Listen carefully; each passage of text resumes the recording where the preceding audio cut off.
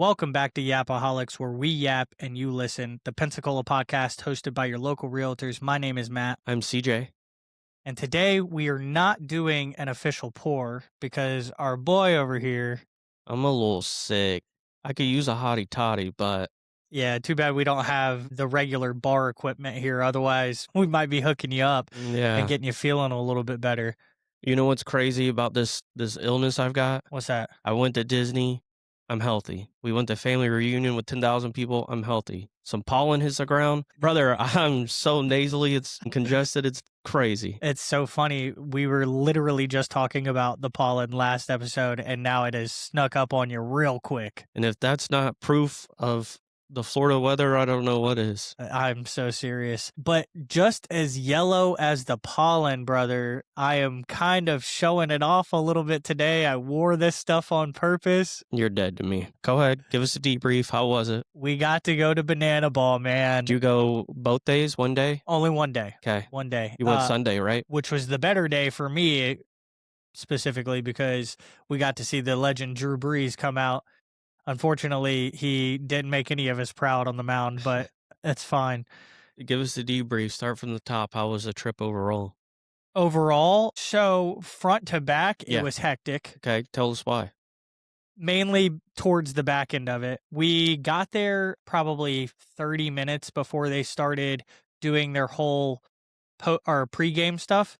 So the original game time was 2:30, and the theatrics and fun all started at 10 o'clock. So they let us into the plaza beforehand. They had a stage come out. All of the players were out there, all signing autographs, doing everything that they can to be fans first, which is exactly what Banana Ball goes for. It was incredible. All of that was fantastic, right? The game. So how long is that pre-party, the pre-game? It lasts for just about 2 hours, if not a little over 2 hours. Oh, wow. And then they let us inside at 12:30.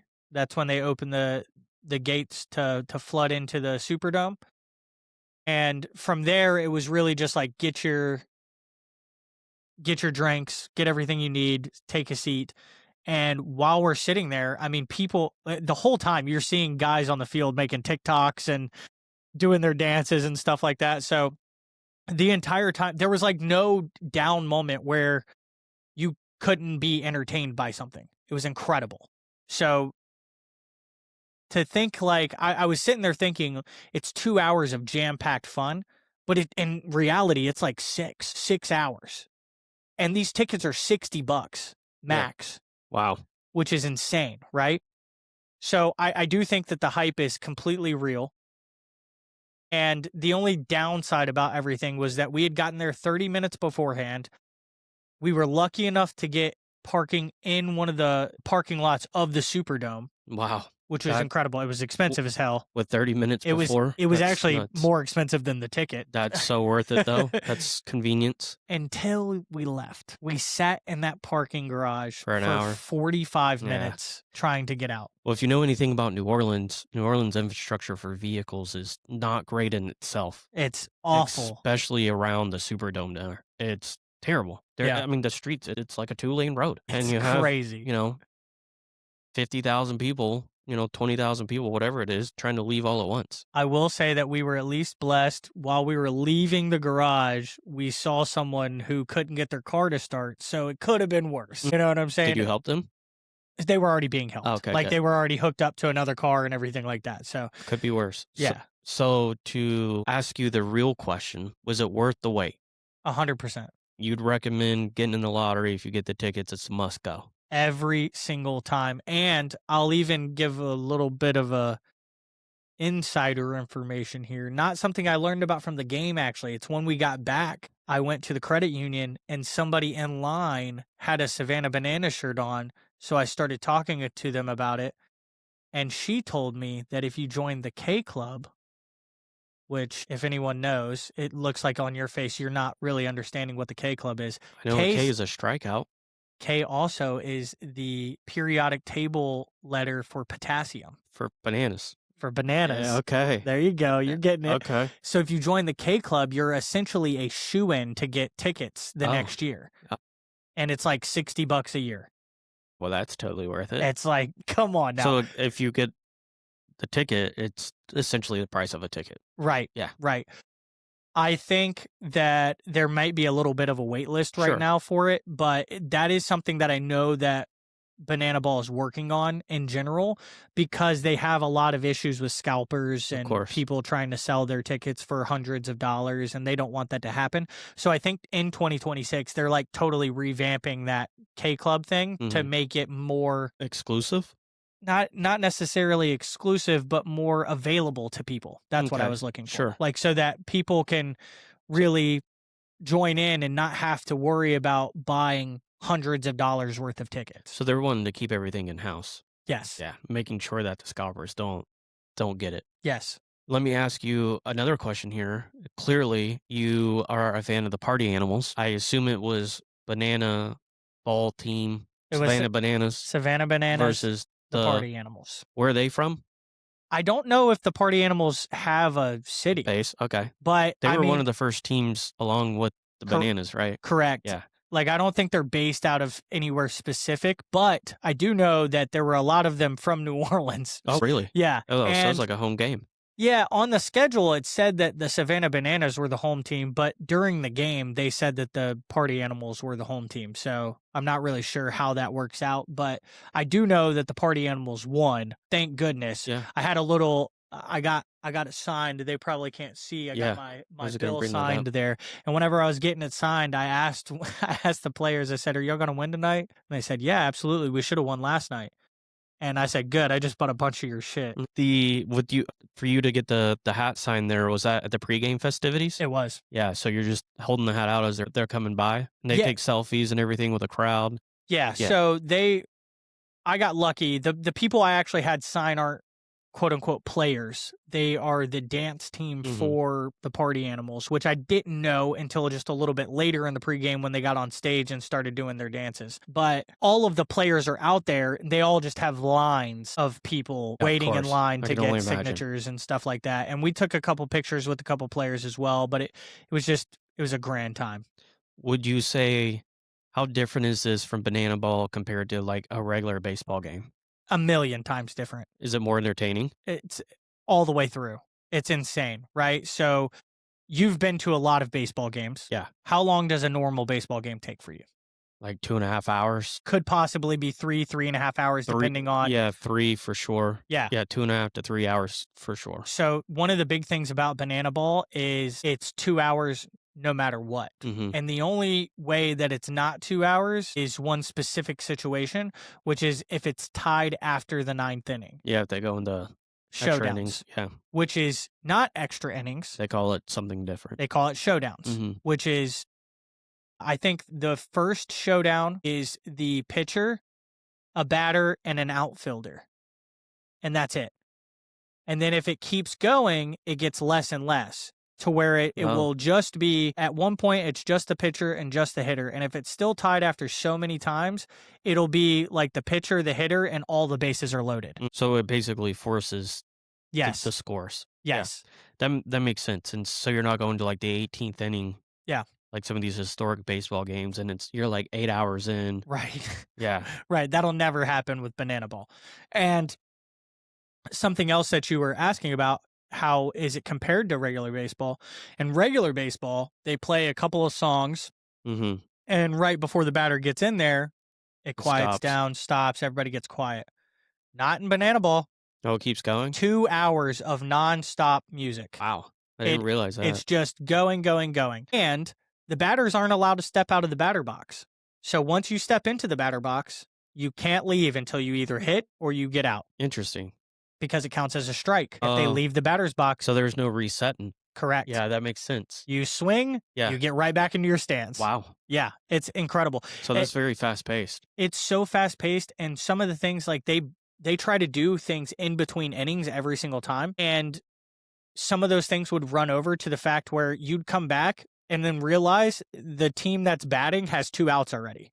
And you're like, what? I missed part of it because I was focused on something else. Yeah. It was incredible though, dude. I cannot recommend it enough. And then tell me one last thing here. Explain to me how like the tricks go. Like as they're like catching the ball in the outfield, and if it's like a trick and they catch it, it's So the trick plays don't come into effect until the end of the game, but they're fun to watch, right? Like that's the whole point, is that you're out here entertaining. I will say that I feel like we probably didn't have as many trick plays as some people might, but we were still getting quite a few of them. We got to see one of the backflip catches, which is sick. But the way that it works is that trick plays add up throughout the game. And if you are the away team and you have more trick plays than the home team going into the ninth inning, you get an extra point. So the way so just to give you a quick breakdown, Banana Bowl doesn't go off of runs. right. They go off of innings won. Yep. And it's the craziest thing ever because we saw it happen like 4 times in our game where the Savannah Bananas were batting first, didn't get any runs. The party animals come up, they score a run, and the inning's just over. Like you don't go for 3 outs. The inning's just over. They won the inning, so they get the point. So that's so different. Yeah, so it's only points up until the ninth inning, and then in the ninth inning, every run equals a point. Wow. So it can get really intense. That makes sense. That's super interesting. I'm still so jealous I didn't get to go. Sounds like you had a good time. I had the best time. Y'all didn't stay in New Orleans, though. Y'all came back the same day? Yep, same day. It was a quick little day trip. It was fun. Well worth it. The only thing I wish was that we parked somewhere different because maybe it would have been easier getting out of there. But 10 out of 10, I would go again, and I would sit through the traffic for it. Yeah, sounds like it's totally a must-do if you can get your hands on some tickets. Absolutely. Maybe from a friend of a friend that doesn't give you the tickets that you see every week, but I digress. Well, outside of that, we have had a lot of what we've been talking about going on, and I wanted to know, with spring break finally here and the vacation brain of all these tourists, have you felt any effects from spring break? Brother, let me tell you, have I felt the effects of spring break? I don't know if you had seen circulating on Facebook this last weekend. Did you see the weight of the traffic going to the beach? Yeah, yes. We try to tell you, people. We try to tell you, if you're not on the beach by 8 or 9, you're stuck in traffic. It's insane. And it looked like it was backed up for at least an hour. Yep. To answer your question, the roads were clear. I had no wait this past week anywhere I went on any of the appointments I had. It was incredible. I got across town. Normally we're complaining about 20 to 30 minutes. I got across town in 10 to 15. Bring back COVID. You know what? Keep these fools off the road. It was incredible.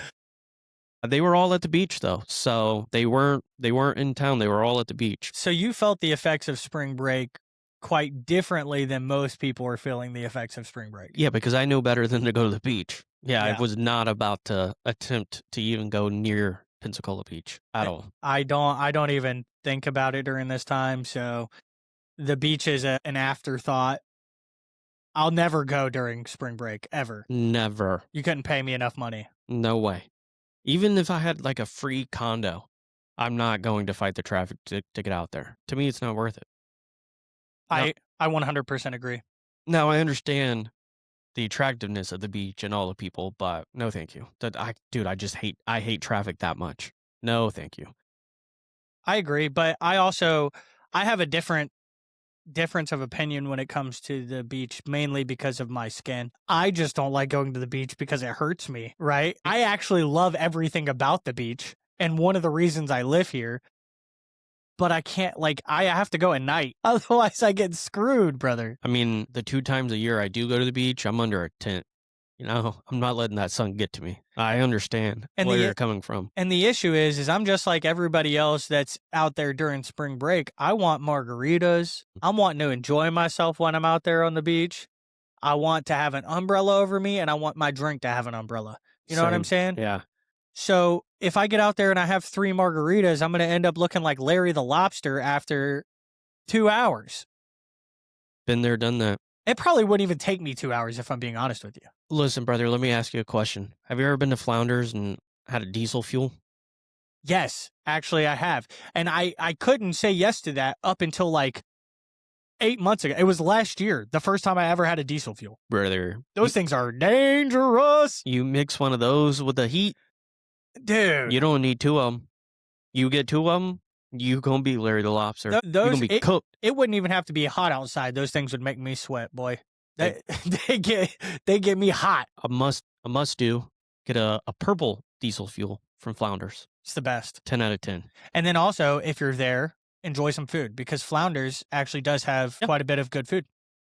Yeah, their nachos are huge. So make sure you have plenty of people to split them with. That's where the seafood nachos are, right? Yeah. Correct. I've only ever heard good things about them. I've never had them myself. Dude, they're ginormous. Well, that's the reason I haven't had them is because I haven't gone there and just like wanted nachos. But I've heard it's essentially a meal within itself, so you don't need anything else. Yeah, that's exactly right.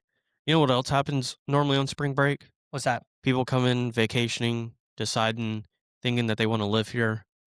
They hop on Zillow. They start scrolling through the condos they're in. They're seeing the association fees. They call us. We give them roundabouts of insurance. They're like, why is this so expensive? Yeah. It's because you're on the water. Yeah. You're on a condo on the first floor. Yeah. On the water. Specifically on the beach in the condos. Yes. Condos come with an exaggerated fee every month because they quote unquote take care of things when a lot of these condos don't really do enough for what they're charging. There are some really good ones out there that you could be like getting every bit of your money's worth whenever it comes to the fees. It's just like if you want to be on the water, there's so many other places in Pensacola where you can be on the water and then just get a boat. Like if you have the money to get on the water, you have the money to have a boat. Just get a boat and then take your pretty little self to the beach on the water instead of across the bridge in the traffic. I do need friends with boats, people. It's better to have a boat than own a boat. It's better to know somebody with a boat than own a boat yourself. This is true. Everything I've ever heard since I've become an adult is that there's 2 amazing days in an adult's life, and that's when they buy a boat and they sell a boat. Yep. Because you realize once you buy the boat, you probably don't really want to keep up with how much maintenance and costs come with a boat as well. That's correct. But to your fact, you can put in a boat, you can be at the beach in a 10-minute boat ride, avoid all of the traffic, and then be back home before people are getting off the bridge, leaving the beach. Yeah.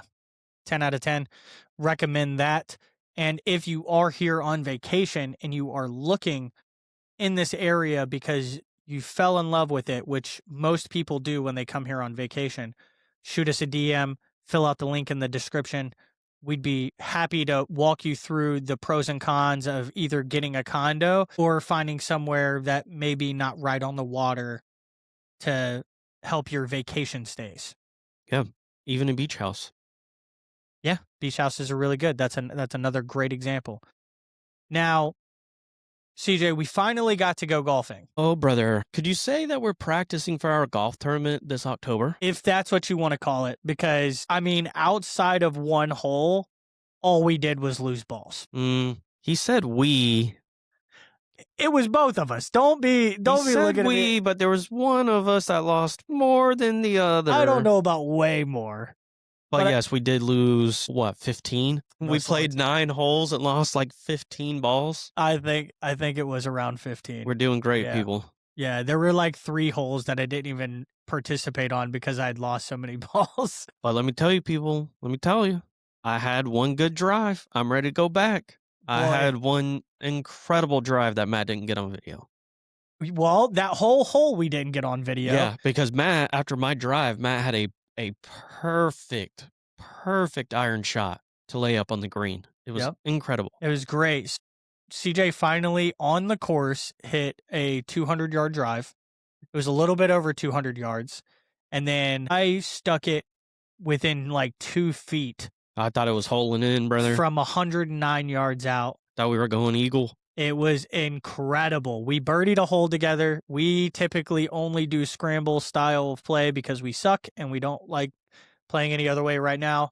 I'm sure once we get better, we might actually be a little bit more competitive towards each other. But as of right now, there's no need for competition. We just got to keep going. We do have the golf tournament in October, so we have to practice. We can't be the worst ones in our own tournament. Yeah, well, boy, I hope we aren't.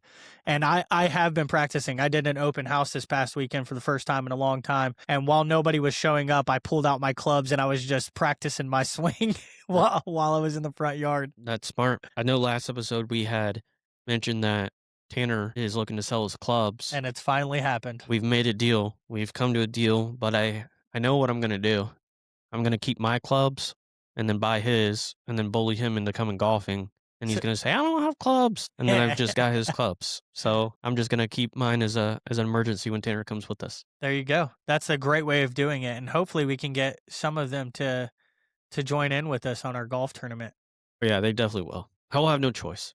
Which, by the way, within the next couple of weeks, we should have everything up and running to officially be accepting sponsors. We've almost got everything dialed in. We're just waiting on a couple of different confirmations here, and then we're ready to open it up to the public. Yeah, and I can't wait. It's going to be an incredible time, and I think that we're going to have a lot of people who want to join in on this. And if it sounds like something that you're willing to do and want to join in, especially for a good cause, charity still to be determined. I think we're very close on locking someone in. Don't want to give it away just yet.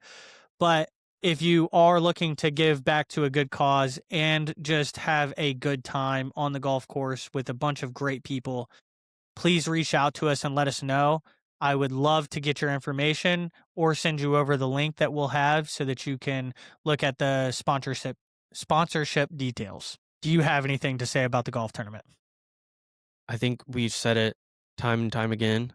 It's going to be a blast, especially with the amount of details that are going into it. There's going to be so much to do on the course, off the course, the different games we're getting to play, all the different, like silent auctions. I think we just finalized one of the games that you've been wanting to play, which is is it the hole in one challenge? Is it the longest drive? Which one is Hole in one. the hole in one's your favorite? We're not getting it. Yeah, I'll never get it, but it's just one that always fascinates me. Yeah, so we have a whole bunch of different games coming your way. I can't wait to share all the details. It'll be in a couple more weeks. We'll be able to fully announce it, but we're getting close. I'm getting super excited. And then one last thing that you usually talk about that I'd like you to touch on. Yeah. Which is the after party. Oh yes, the after party. Forgive my illness here. My brain wasn't thinking. With our 19th hole, our networking event, we've also almost got everything finalized to where we're being super intentional to talking to each other after the fact and not just standing at the bar awkwardly alone, drinking in your sorrows because of how bad your game was. We're going to make it intentional, talk to the buddy next to you. You never know what they may have, what they may do, and who you may meet. 100%. It'll be more than just golf, which is great. It'll be more than just golf. And before we head out of this, I do want to tease the fact, maybe we can post a picture this week, but starting next week, we're moving studios. We're moving studios, and everything from your boys will look a little bit more professional. Just a smidge. It might even make us look better. Not too much. Not too much. That may be a stretch. They're going to get to know the real us. But just know we have a lot coming, and we have some great guests on board with us. And going forward, we really want to start integrating more of our local business owners. So if that's something that interests you as well, please reach out. But for now, locals, stay off of Casino Beach. Tourists, please use your blinker. And if you are interested in our golf tournament, please DM us golf on Instagram to get the registration link for the fall tournament or to snag a sponsorship spot. Until then, we'll yap it later. See you then.